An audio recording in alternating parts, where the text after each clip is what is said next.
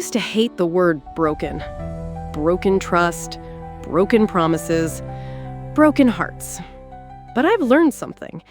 Sometimes it takes a broken road to lead you exactly where you belong. Welcome to Phoenix Fortis, where stories of resilience, hope, and redemption take flight.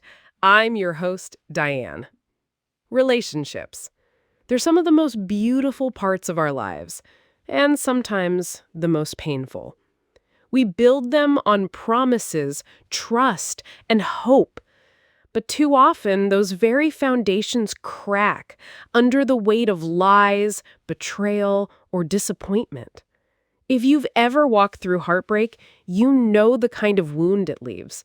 And sadly, there are far too many people in the world carrying those scars silently, wondering if real love even exists anymore. Tonight's letter comes from Carl, a man who knows that journey well. He walked through betrayal, heartbreak, and disappointment more times than he can count. But in the end, he found what he'd been searching for all along: love, loyalty, and a reason to bless the broken road. Dear Diane, my name is Carl. For 20 years, I thought I had it all.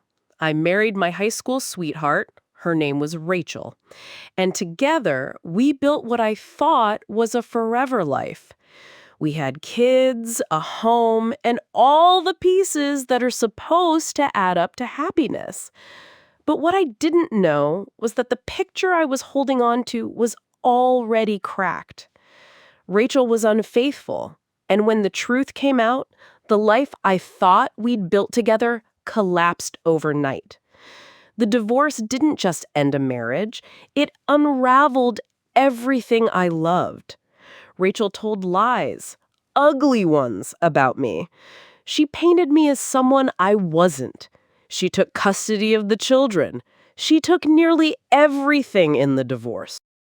I remember standing in that empty house, realizing that not only had I lost my wife, but I was losing my kids, my reputation, my stability, my very identity.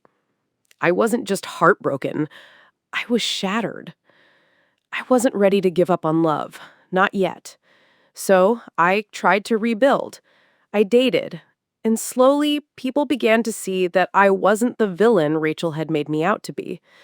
For a moment, I even thought I'd found my happy ending again. Her name was Maggie. We married quickly, but almost as quickly, it all fell apart. She couldn't handle being a stepmom. Within a year, she betrayed me too. Another divorce. I picked myself up once more. The dating pool became familiar ground, though each time it felt colder. I met Karen, and we stayed together for 6 years. We never married, but we shared a life, until one day we both admitted we weren't happy. That ended quietly, without anger, but with a hollow sort of resignation. By then, I swore I tried dating just once more, one last time. If it didn't work, I'd walk away from the idea of love forever. And then, Ellie. We met on a dating app, just words on a screen at first. But from the beginning, she was different. She was funny, loyal, compassionate. She loved video games, cosplay, Renaissance festivals, all the things I loved too. She wasn't just someone I could talk to. She was someone who spoke my language. But it wasn't just about shared hobbies. Ellie reached places in me I thought were closed off forever.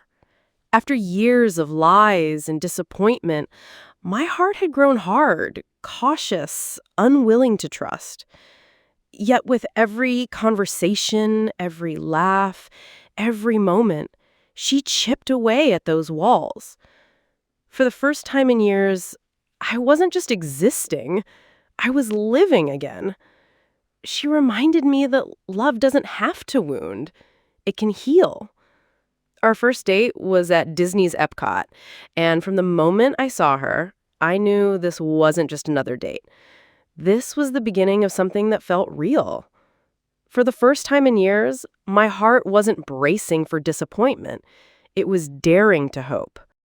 But even then, I almost lost her.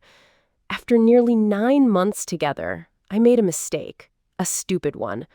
I broke her trust, and she walked away. I thought that was it, that the broken road had led me to her only so I could lose her too. For weeks, I didn't know how to move forward. I couldn't eat, couldn't sleep, just silence and regret. But the thing is, we missed each other, and little by little, we started to talk again. We admitted it wouldn't be easy, that things had to change, that trust would have to be rebuilt brick by brick. But she was willing, and so was I. Ellie is everything to me. Every scar, every betrayal, every false start, it all led me to her. And though our road is still being written, I can bless the broken road that brought me here. Wow, what a powerful letter. One that truly resonates with so many of us here.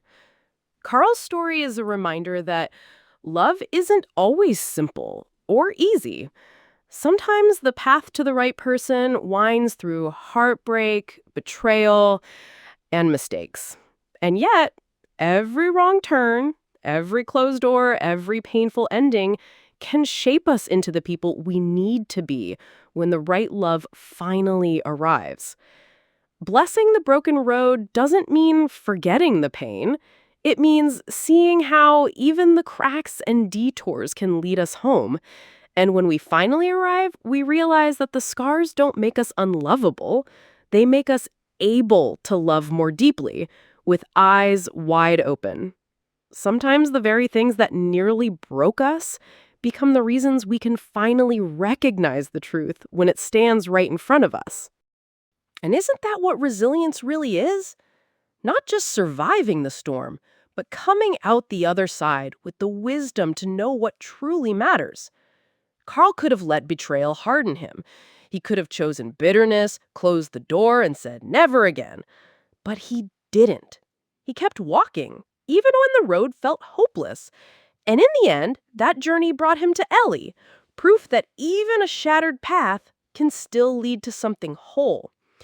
So if you're listening tonight and your road feels broken beyond repair, I want you to remember this. Broken doesn't mean finished. Broken doesn't mean worthless. Sometimes broken is simply the beginning of a new way forward. If Carl's letter resonated with you, if you've walked through heartbreak and found resilience on the other side, we would be honored to hear your story, because Phoenix Fortis isn't just about the letters we share, it's about the community we're building, one story at a time. And while you're here, don't forget to like this episode, subscribe, and leave a comment, not just to help the channel grow, but because your words might be the ones someone else needs to hear today. So here's my challenge to you this week. Think back on the broken roads in your own life. Instead of asking, "Why did this happen to me?" try asking, "What did this teach me?" and "Where did it lead me?" We'd love to hear your story. What did your broken road teach you? Drop it in the comments. And to everyone listening, listen up. Maybe your road feels broken right now. Maybe you're standing in the rubble of something you thought would last forever. Don't lose hope. The story isn't over.